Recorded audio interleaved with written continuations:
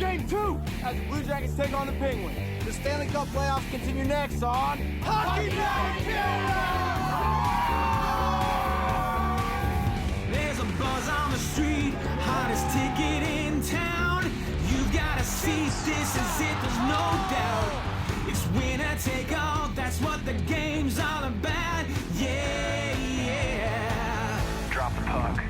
All the big guns gonna shoot out the lights. The place will be rocking cause it's Saturday night. Here you go. Scoring goals, taking hits. Who's that masked bandit giving everyone fits?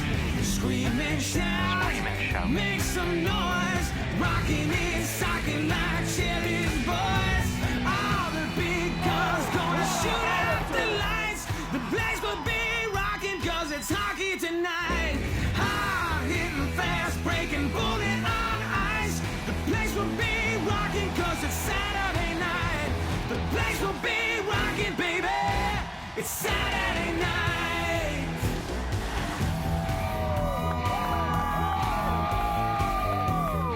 From Pittsburgh, Pennsylvania! Now live to your host, Ron and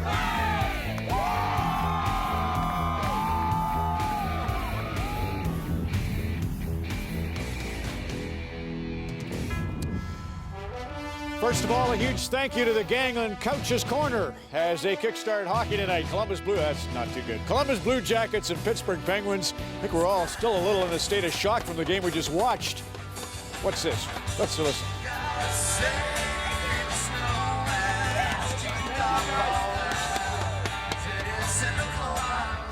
Excellent. Getting in the mood for Game 2 between the Jackets and the Penguins. Columbus came out, got a 3-1 lead. They outshot Pittsburgh. They did everything right on the road, but they did not win the game. Sergei Bobrovsky, the defending Vezina Trophy winner, could not match that man. Marc-Andre Fleury, more on that with Glenn Healy in a moment. Brandon Sutter of Viking Alberta, the hero in third period. I keep wanting to say overtime. We've had so many excellent games here on the first 3.5 days of the Stanley Cup. Pavel Datsyuk's memorable goal last night puts the Bruins behind the 8 ball against Detroit. We saw Montreal win 2 in a row on the road, and Tampa call a players-only meeting. We saw Ryan Getzlaff of the Ducks. Grapes will have features on that on Coach's Corner. Baby Duck is the name of the victory there. PJ Stock, Glenn Healy, Nazem Kadri of the Toronto Maple Leafs joins us as our special guest, and Elliot Friedman. And before we get to look ahead to tonight in Pittsburgh, Barrett Jackman now with Rob Pizzo on the Wild Blues win against Chicago moments ago. Another late goal by the St. Louis Blues and another overtime winner. Barrett Jackman, walk us through that goal and walk us through the emotion of what happened there afterwards. I got a good shot from the right side, and then the puck, the rebound just came off the boards, and saw 2 of their guys kind of coming out in the lane, so we just tried to miss them, and just happened to squeak in. When you look at the first 2 games of this series, clearly it was, as our crew called it, nasty. Are we expecting more of that from game number 3? Yeah, I'm sure no team's going to give any space. There's a lot of hard hits tonight, a lot of stuff right at the whistle, and we expect more of that game 3, game 4, and this series is far from over. It's going to be a battle going into Chicago, and we knew that right from the start. That being said, what would you like to see improve for game number 3?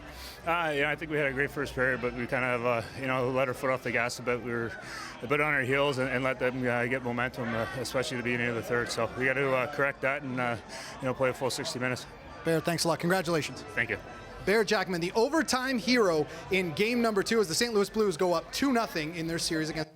Rob Pizzo of Hockey Night in Canada Radio, Series 207, XM 211. Just that the Game 3 is on Monday night, so if there's going to be any supplemental discipline for Seabrook, you would expect any hearing to be held tomorrow. Teresa, go ahead. Just if there's going to be anything. Correct. We'll get you an update as best we can on Backus and Seabrook, and hopefully a head coach's reaction to that one, a wild and woolly affair in St. Louis. Nazem Kadri played in the 2008 Memorial Cup. The eventual winner, Spokane Chiefs, led by Tyler Johnson of the Tampa Lightning, Claude Giroux, the Philadelphia Flyers, played for Gatineau. He played on the 2010 World Junior team for Canada and in the Boston-Toronto series, but he's most famous recently for HBO's 24/7 and getting in the kitchen of the best player in the game. Enjoy.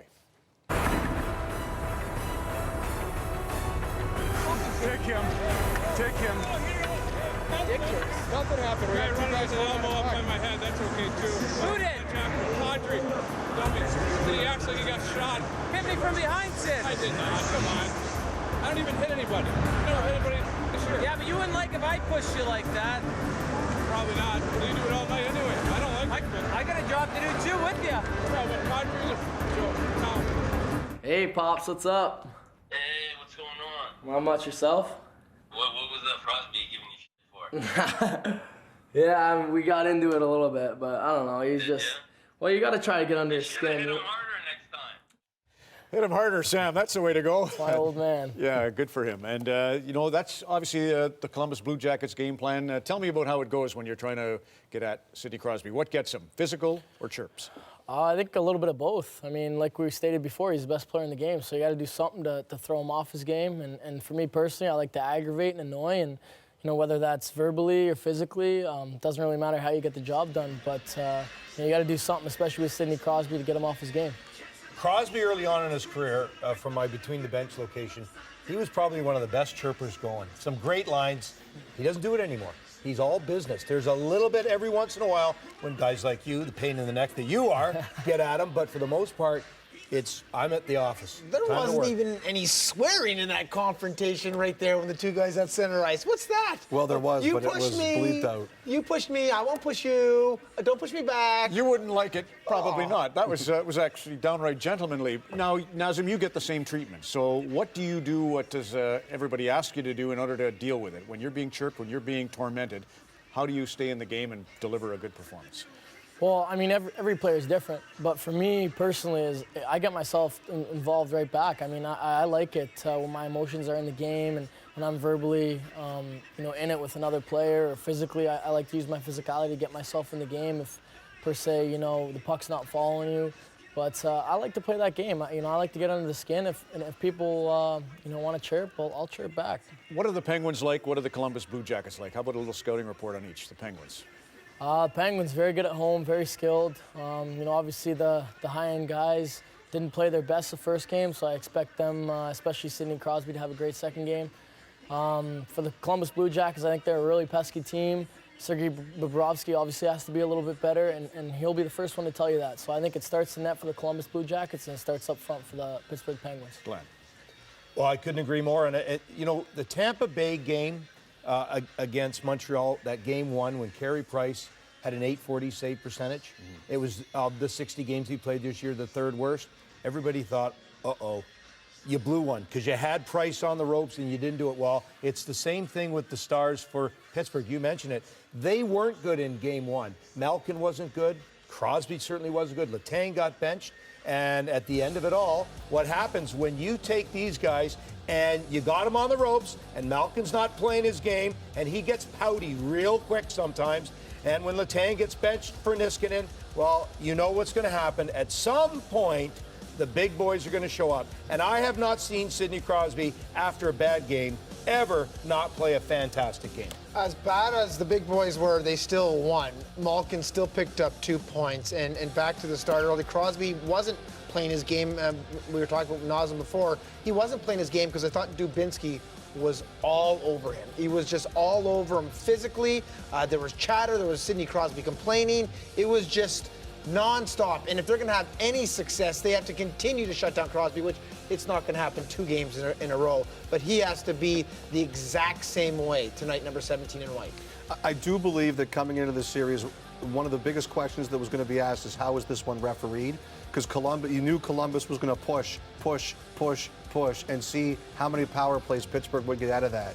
For all of the criticism Crosby is getting, it should not be lost that he made a play at the end of regulation that helped save that game for the Penguins. They were down with the empty netter for Columbus, and he did a great job of getting the puck out of the zone to save the time. And sometimes I think that's even the more important play than the goals or an assist the best player in the world gets. Another point of discussion with Pittsburgh is how they made some adjustments. Christopher Letang came off the power play. Matt Niskanen was great, and they made a move up front with James Neal as well. Let's go to Chris Letang right now, ringside with Cassie Campbell-Pascal. Cassie.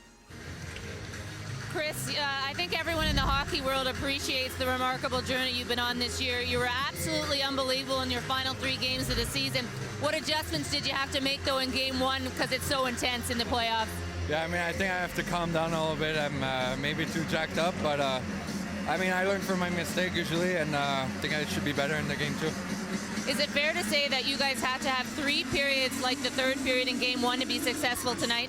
Yeah, I think we have to rely on a good forecheck, make sure we don't turn the puck over with the puck. So the way we played in the third was perfect.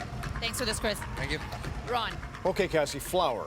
Yeah, the biggest question I had coming into this playoff year was Marc-Andre Fleury. Is he going to be like he was in the past? Or is he going to be a changed Marc-Andre Fleury? One where he's worked with a lot of sports psychologists, and when he fell behind early on in this game and it got to 3-1, it got ugly, all I kept whistling to myself was, here we go again. And it's tough for this kid. But at 3-1, he shut the door and he made all the right saves, all the right big saves. And his team, that elevates your team from the bench.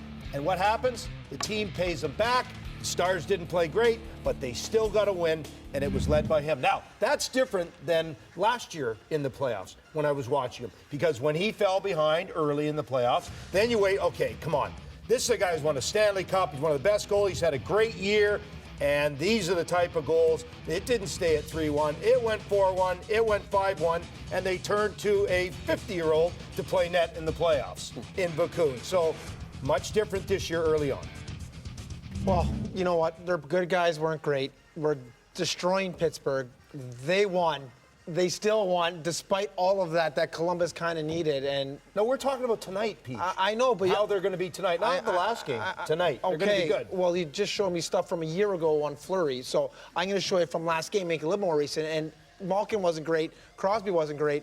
They still have that depth that got them the victory. And Sutter coming down the wing last game and getting that big goal in front of the net on the power play, screening. A lot of times, a lot of those players kind of get overlooked because of the top-end talent. But in a night where they needed that third line, that fourth line, number 16 had the game-winning goal against Bobrovsky, who has to be much better tonight, but he was spectacular. So Ryan Johansson, Nazem, Boone Jenner, Ryan Johansson, Jack Skilly, it's not a line that everybody knows well, but we do know that Johansson had this big breakout year. What is he like? I think he's a fantastic young player. Big and strong, great in the face-off circle. I think he developed very well today. And in order for Columbus to have a chance, he's got to be at the top of his game. They think that Artem Anisimov at center ice, you got obviously Brandon Dubinsky is the other center, key center, taking on Crosby. But Anisimov wasn't great the last couple of games because he missed RJ Umberger. He's got him back tonight. And here's RJ with Cassie. RJ, I'm not sure if there's anything worse as a hockey player than to miss a playoff game injured in your hometown. What should we expect from you tonight in the lineup? Well, I just want to keep it simple. Join the group here. Hopefully have some energy, some presence in front of the net, and get a big win for our team. Sometimes the game slows down when you get to watch from up above. What did you see that this team can do differently than it did in game one? Well, I think we got to keep our physical presence up. I think we got to do a little better job getting pucks in deep. We had some turnovers that cost us, and obviously stay out of the box. Thanks for this, RJ. Thank you. Ron, RJ has missed 9 of the last 15 games. And still no Nick Foligno. He's missed 9 as well, Cassie, and they could use him. The Columbus Blue Jackets, Pittsburgh Penguins. When we come back, we'll look back to last night's game between Montreal and Tampa and the afternoon highlights with Andy Petrillo at the Chevrolet iDesk as Hockey Tonight continues from Pitt.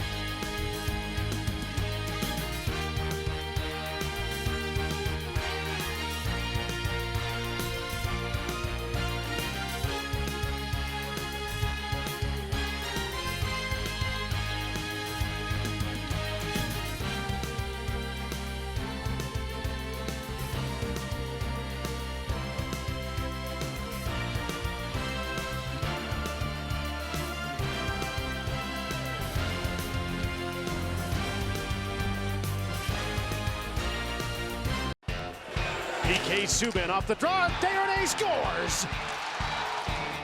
Vanek, Pacioretty or any Borkvik, that scores. Brendan Gallagher takes the shot and scores. That's the dagger in the heart right there. And the Montreal Canadiens have won 2 on the road. We're on the air Easter Sunday evening at 6:30 ET to set up Montreal's home game against Tampa, up 2-0 in the series. Guys, in 1980, before the Islanders went on their great roll of Stanley Cups 4 in a row, they had Boston in the first round, and they held a players-only meeting. Clark Gillies called it. Gillies stood up in the meeting, said, "We've been soft." He says, "I'm taking on Terry O'Reilly." Gary Howard stood up. He says, "I'm taking on Stan Jonathan." Bob Nystrom stood up. He says, "I'm going after John Wensink." And they went in like an army, and they won 19 straight playoff series. So my question is, Nazem, Tampa held a players-only meeting right after they lost the game last night. Do you think it's a good idea? I think it's a great idea, especially with what's been taking place. Obviously, they've lost home ice advantage. They're down 2-0 in this series. And I don't feel a coach or a general manager or a president could come in and have the same effect that a captain or an assistant captain can have on the group. Got that, Brendan? Well, I know Scott Stevens was big on him. Glenn, you think? I had Mike Keenan as a coach, and we had numerous mutinies.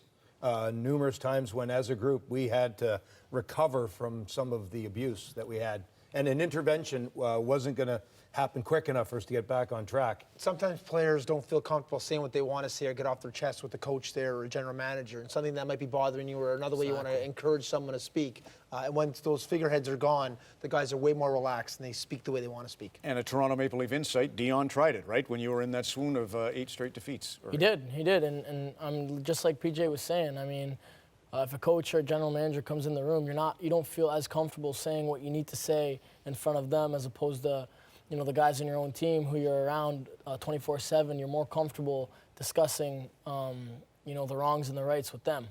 John Cooper, I think, really approved of the idea. So they have Tampa into Montreal. Here's Montreal's feelings after 2 victories down in Tampa, beginning with Michel Therrien. I like what I saw from our power play yesterday. They moved the puck well. They take some good shot. Obviously, we score 1 goal, but even the one in the third period, even if we didn't score any goals, we generate momentum, and this is what you're looking for. You're not going to score every time, because with a good power play, you're satisfied with 20%. So that means 80% of the time, you're not going to score.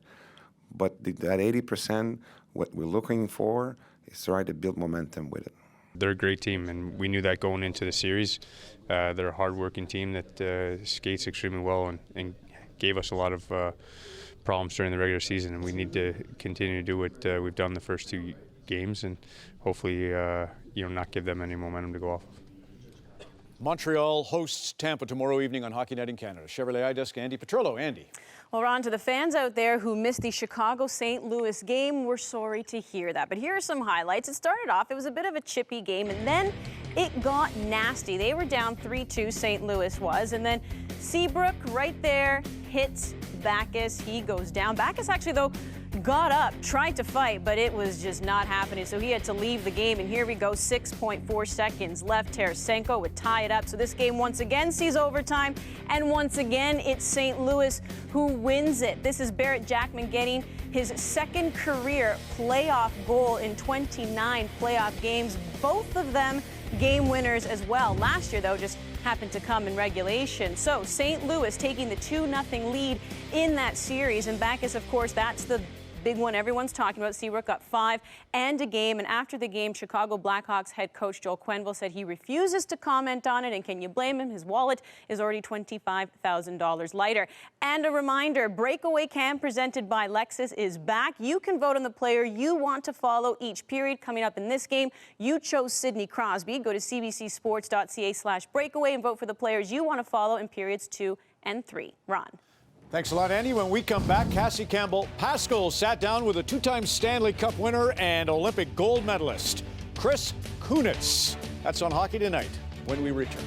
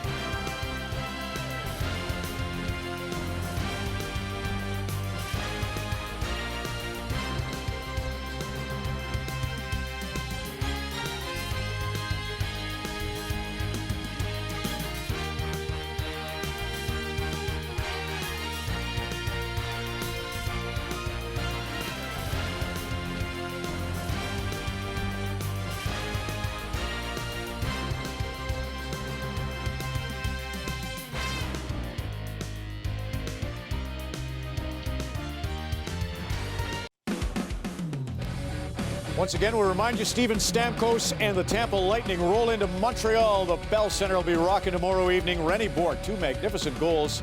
Anders Lindback, will it be him or will they make the change in goal? That's our first of a doubleheader for Easter Sunday. We'll be on the air at 6:30 ET. Then we'll follow that with that incredible series, 125 hits between the Sharks and the Kings. 5-0 early San Jose. LA made it interesting, but not interesting enough from their point of view. That's our doubleheader tomorrow night. All night long, you can engage with us. Hockey Night in Canada's second screen. There's cash prizes and lots of discussion going on at cbcsports.ca/second screen, brought to you by Budweiser. The Melville millionaire, Chris Kunitz, really under the radar. The Stanley Cup in Anaheim, the Stanley Cup with the Pittsburgh Penguins, and played a role on the wing with Sidney Crosby at Sochi. Let's get more of his story and how he's developed with a sit-down in Cassie Campbell-Pasco. Cassie. Well, let's go back to Ferris State. Your third year, you have 38 points. And your senior year, you jumped to 79 points, a Hobey Baker finalist. What happened during that year or during that summer? Yeah, I don't know. The game kind of slowed down for me. I always had a lot of fun with my college guys and the atmosphere that we really brought in us as seniors. Really just tried to take hold of the young guys. We knew we were going to have a good team, but you could really rally around each other. So I think the team building part and trying to become a leader really helped me to focus on my game. I know there was interest after your third year at college, but you decided to wait till your fourth year. You go undrafted to Anaheim, then the Thrashers claim you off waivers, then Anaheim gets you back 2 weeks later. You end up playing with guys like Teemu Selanne, Ryan Getzlaf, Corey Perry. What was your time in Anaheim like? I think at first it was a lot of unsure in my game, not knowing anybody that played in the NHL, just kind of always watching, not knowing what it took to become a professional. I always kind of sat back and didn't want to kind of step on anybody's toes or hit anybody in practice and that type of thing. So it took me a while to figure out that I needed to play a certain way to be able to play in the NHL. Yeah, I just always kind of found my little niche to be able to go out there, and the way I played the game, a lot of those guys just respected it and let me go about my job. After that Stanley Cup year, you're named an assistant captain, but eventually you're traded out of Anaheim and kind of the first core guy to be traded out of Anaheim from that Cup team. What was that like for you emotionally? Extremely tough. A very big letdown. I think it was my wife's birthday. She was 35 weeks pregnant, and we were on a road trip in Boston. And obviously, it worked out really good in my career to be traded to Pittsburgh, but it was a really tough moment those first couple days. There was about a 2-year period there where Sidney Crosby spent the majority of the time injured, and you still managed to rack up 109 points during that time. Was the motivation the fact that people were saying Chris Kunitz is only good because he plays with Sidney Crosby? I don't look at it like that. I'm very fortunate to be able to play with the players I do. If it's Sid or Gino or Stalzy, or back in Anaheim, if it's with McDonald and Selanne or Getzlaf and Perry, whatever works in my game that fits with some of these players, the coaches put me there. I can't control what people say about you. Obviously, those players make me better. Take us through the Olympics, because neither yourself or Sidney Crosby really racked up a lot of points. But come gold medal game time, you're on the same line. He scores, and then you score a beautiful goal. But that goal meant something special to you, didn't it? Yeah, no, for sure. It's a different style of hockey than you're used to. You just wanted to go out and do what you could for 30, 40 seconds and get off the ice and get to the next guy, because you know that they were going to be able to do the same thing. And it was wave after wave of, it was disappointing not being able to be there offensively, but you wanted to make sure you didn't get scored on. You weren't the reason why, the team had something to fall back on, or, didn't have a goal to score against you. But being able to score a goal in the Olympics in a gold medal game to kind of give you that extra cushion was very rewarding. Sidney Crosby, arguably the best player in the world, says that you make him better because you're so consistent. What does that mean to you? It's a huge honor to hear somebody of that caliber talk about you. I think that's how I try to focus and come to the rink every day, is try to be consistent, try to be reliable. As long as you can come and have that upbeat tempo and still chase pucks down and work towards helping your team win. I think everybody always favors giving you a break once in a while that'll hopefully help out you know, be able to get in situations like myself, going to be able to play with guys like Sidney Crosby. Chris Kunitz is a remarkable story, and the Pittsburgh Penguins and the Columbus Blue Jackets on deck. Just want to go back to the game in St. Louis for a moment. Ken Hitchcock, we all heard Joel Quenneville didn't want to comment on the Brent Seabrook hit on David Backes, but now let's hear what Ken Hitchcock had to say. I have no thoughts on the hit. That's up to the league. How do you think he is? Not great. So let the league deal with it. I'm more concerned about as concerned I am about Backes' hit, I'm really concerned about the hit on Sobey. That was a break of a lifetime to see him still being able to play and skate. Hopefully he's okay tomorrow and he's able to skate and go. That's the one that concerns me as much as David's. Well, what did we think of the yacht hit on Jonathan Toews? And it didn't actually look like a knee when we saw it from one angle, but I don't think Joel Quenneville will be too happy about there was some nastiness in that game. To me, you know, this is what the NHL wanted, was these regional rivalries. And you know, if you've watched the Norris division in the 80s, that's what those playoff games were like. And this is what it's going to be like. It's going to be mean, it's going to be intense, and the edge is going to get pushed the more these teams play each other in the playoffs for years to come. But, you know, you heard Chris Kunitz. He said when you went on the ice for the Olympics, he didn't want to be the guy who cost his team a goal or cost his team the gold medal. And, you know, you watch Chicago tonight. How many times did players on their team cost their team a power play goal? Nasty, yes. On the edge, yes, but not over the edge, because you've cost yourself a chance at moving forward. I think the game gets called a certain way during the regular season. I don't want it to come out that way, but they let a little bit more go in the playoffs, and you just keep pushing. Not always. Well, today they did. Yeah. I mean, there was a lot of that. And you just keep. You could have had a penalty every 3 seconds in that game. You keep pushing that envelope, and then you just forget, and you just go over the line, as Glenn just mentioned. PJ, because we were doing a sort of double telecast opening night, we didn't get to see, or I didn't get to see a lot of the Pittsburgh Columbus Blue Jackets game. Nikita Nikitin has really impressed me on defense. And when you look at the Blue Jackets, Ryan Murray, of course, is going to be a star. James Wisniewski, Fedor Tutin, Jack Johnson. Oh, Elliot, you had a point about Jack Johnson. Well, just he played 24 minutes, and I think what the Blue Jackets do with Jack Johnson is he eats a lot of their minutes so that other players don't have to play more than they think they're ready for. And the one thing Pittsburgh said about him coming in is they wanted to make him pay a lot physically. He didn't do that in game one. They didn't really attack him too much at all. He had a great game. I would expect as much as Pittsburgh targets, or Columbus targets Crosby, Johnson will be targeted tonight by the Penguins. The game was they were up 3-1 Columbus, and they had that game. And they just, all that talent, Letang, Crosby, Neal, Columbus took penalties. And you can't let those guys get back into the game on the power plays. You heard Michel Terrier. Sometimes it's not always a goal. Sometimes it just gives your team that confidence, that swagger for the remainder of the game. Well, it ended up costing them 2 goals, and that's what it was. They got 2 goals out of it. Unsung hero for the Pittsburgh Penguins, Matt Niskanen. With all the injuries they've had at the back end, he was a star through the year and a star in game 1. Sergei Bobrovsky looking for a big bounce-back performance. Pittsburgh used to be the home of the Yellow Jackets. They'll have the Blue Jackets in town tonight. That's our national telecast coming up from Steel City on Hockey Night in Canada and the Stanley Cup. Next.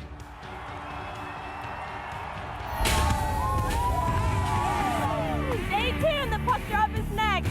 You're watching the Stanley Cup playoffs on Hockey Night in Canada.